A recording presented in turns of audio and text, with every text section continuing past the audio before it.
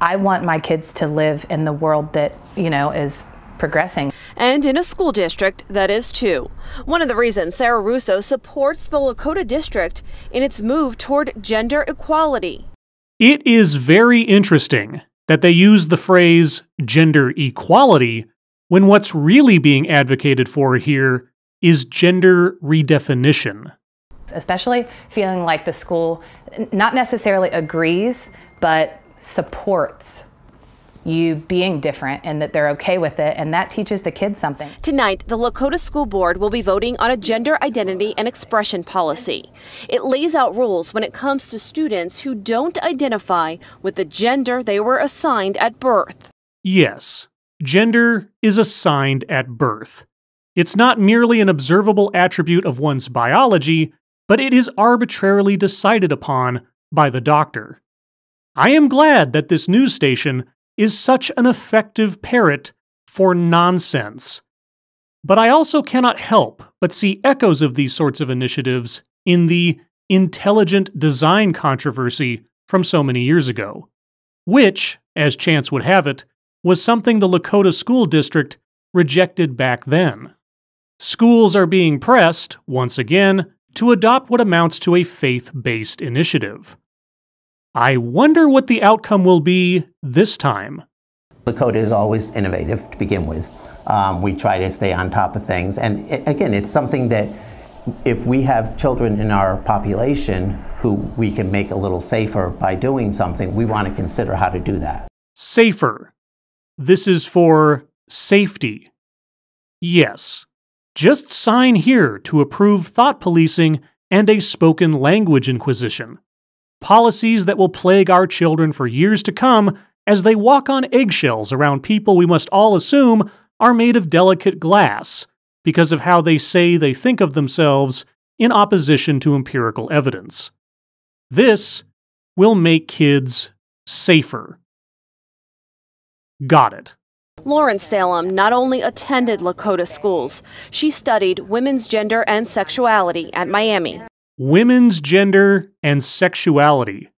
Ah, the hard sciences. Glad we have an expert available to enlighten us. It's about opening minds and kind of widening that worldview of what gender is and what it means for people. What gender is and what it means for people. The word gender might as well be the name of a new religion all on its own, and our speaker here is one of its messengers. Because I can quite easily replace the word gender here with Christianity or God, and the same overall message would come across. We need people to think and behave the way we behave, because the way we think and the way we behave is more correct than everyone else. Anyone who doesn't agree with us is close-minded. Got it. She says the policy is bound to ruffle feathers in a district known for its conservative values. What I hope is that this isn't just a policy handed out in the student handbook at the beginning of the year. I hope that it actually becomes an act of change in public school environments. Yes, we can only hope. Now, I do want to be clear, many parents also oppose this policy. I talked to some of them today, although they did not want to go on camera. One person called it nuts. Another wants to know what this means for the bathrooms and locker rooms here at the school. The board president says the administration will work out those specific details if the policy passes, which I'm told it is expected to pass at a 7 o'clock meeting here tonight. Oh, it is expected to pass. Kind of a foregone conclusion, then. I mean, the school board wouldn't want to say no to gender equality because, that would just be sexist if you framed it that way. So, I wonder what happened. The next day, This is by no means over. Transgender students aren't going away. Uh-oh. That doesn't sound like a victory speech. Is expected to pass. Are you telling me the school board defied expectations? Truly an emotional night, that is, at the Lakota School Board meeting. Students, parents, and teachers debated a gender identity policy. 9 on Your Side's Brianna Harper explains the board's decision and what's next now for transgender students in that district. What's next? Well, I assume that the students will keep going to school and keep having to go to the bathroom. For most people, seeing these signs outside the men and women's restroom is more of a matter of fact. But for those with non-traditional gender identities, these signs can cause pain, discomfort, and much more. Okay, I would like to offer a thought here. Bathroom stalls. Seriously, bathroom stalls. Whatever a kid thinks or feels about themselves that stands in opposition to observable fact, they can use a stall. No one's going to be looking at them in a bathroom stall. The most observation they're going to have in using a bathroom stall is being seen entering or being within the bathroom, which is no more being seen than they would be walking down the hall. Unless we're also going to mandate that such kids not be looked at, lest they feel uncomfortable over that. Honestly, if being self-conscious as a kid is justification enough for the rest of the world to have to reshape itself to accommodate personal fears or discomforts, then do tell me, how would any kid learn to grow up without having their hand held over every other difficulty in life? You can see most people dressed in white. It's a message that gender roles aren't defined by the colors of blue and pink, but through acceptance. Ah, yes. Expressing your ideological purity through a color-coded uniform. It's a classic strategy. It's heartbreaking to see our friends and fellow students question their safety in such a simple task as going to the bathroom. One by one, students, even parents, shared personal stories of living transgendered. Our daughter had been a tomboy for years, but when she started kindergarten, she came to us and began to verbalize her gender.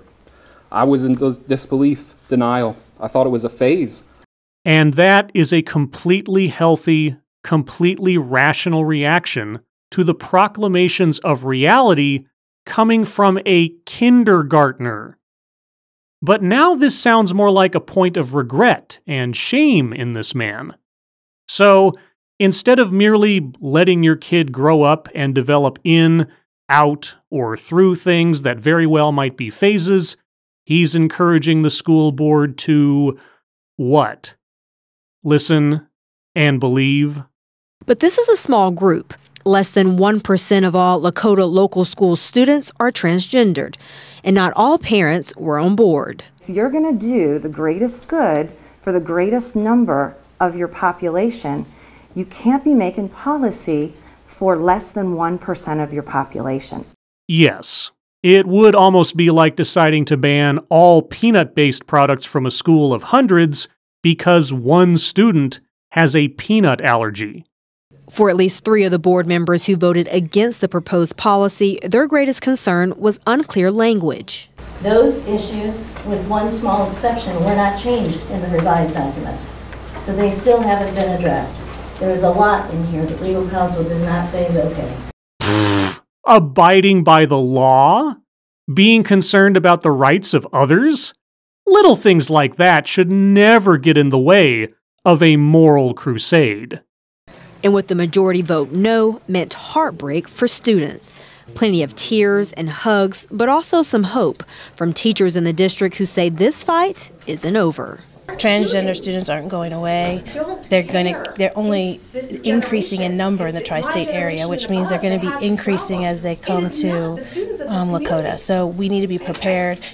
Why does the prospect of there being more kids who are trapped in a psychological and physiological morass of self-doubt and sexual confusion sound like something our speaker here is happy about? In our speaker's mind, Is being transgender a psychological condition, or is it a political movement involving converts to the cause? Yes, that is a rhetorical question. Unfortunately. No matter the gender labels, all students agree. We are Lakota. Reporting from Liberty Township, Brianna Harper, 9 on your side. This school district staved off caving to the manufactured moral outrages for now. But at some point, I can only assume, fear of being labeled as sexist or transphobic will overcome reason at Lakota and other school districts. Gender fluidity and a dismissal of biological science is being mainstreamed to the detriment of reason and the civil rights of the many to placate the conjured offenses of the few. Kids are being sexualized at younger and younger ages, and fear of doing wrong or joy at joining the trendy bandwagon is pushing parents into imposing gender dysphoria onto impressionable minds. I am obviously far too idealistic to think that schools are meant to be places of learning and not cauldrons of ideological alchemy. But I really do wonder how far all of this is going to go before it exceeds the boiling point. As always, thank you for watching.